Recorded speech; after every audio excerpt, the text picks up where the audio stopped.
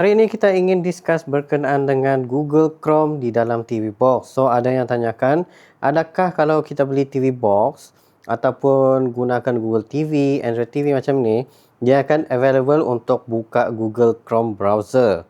Okey, untuk pengetahuan semua, Google Chrome ni lebih kepada Windows base punya produk ataupun Mac dan juga jenis-jenis yang Android mobile punya devices termasuk tablet.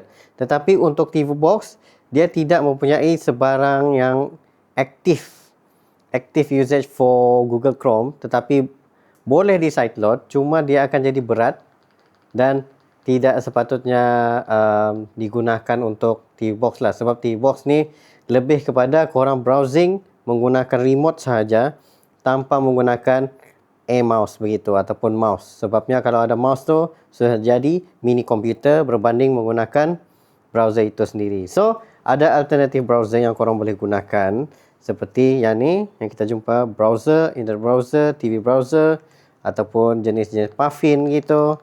Dan kalau kita search lagi benda-benda yang lain pun akan ada juga.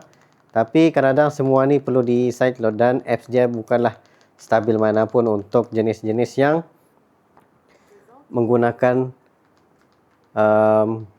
Google Chrome gunakan Android TV begini. Dan setelah kita install, nanti apps tu akan ada di sini.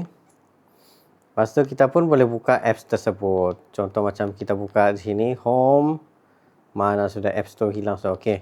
Sebagai contoh yang ni lah, internet browser. Bila aku tekan internet browser ni, dia akan keluar seperti inilah, Zeus Internet Browser. Jadinya dia akan maybe automatically akan keluar seperti what do you want to use for? Oh, browser. Continue. Oh, continue. Skip. Okey, kita skip dulu banyaknya. Oh, banyak perlu di setting guys. Ni. Semua ni perlu maybe menggunakan standard mouse ataupun mouse dan dia sudah sediakan cara untuk gunakan. Lepas tu dia suruhlah ni untuk korang beli.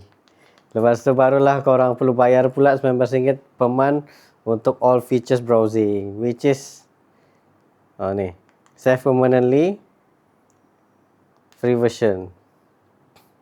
Okey, sekarang kita sudah buka kita punya internet browser, di mana browser ni adalah mudah dan korang boleh control Zeus TV remote ni melalui control your TV with your smartphones only. Lepas tu yang sini pun korang boleh buka korang punya macam Gplay, Facebook, Instagram, YouTube dan sebagainya. Lepas tu ada game juga dalam sini, di mana dia ada just a standard gaming, di mana dia web based, flash web based yang korang boleh gunakan, just gunakan ni saja, terus boleh gunakan browser ni. Agak menarik juga, tapi bagi aku macam lagging juga untuk main benda ni.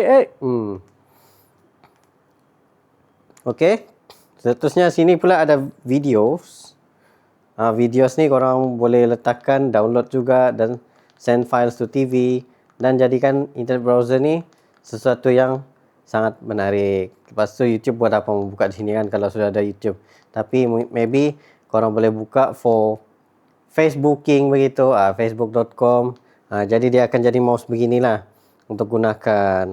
So benda ni bagi aku this is a good alternative untuk orang yang mencari browser yang free version, tidak perlu bayar pun dan tidak perlu sideload pun. Jadinya just gunakan directly begini yang sudah optimized for Google TV or Android TV.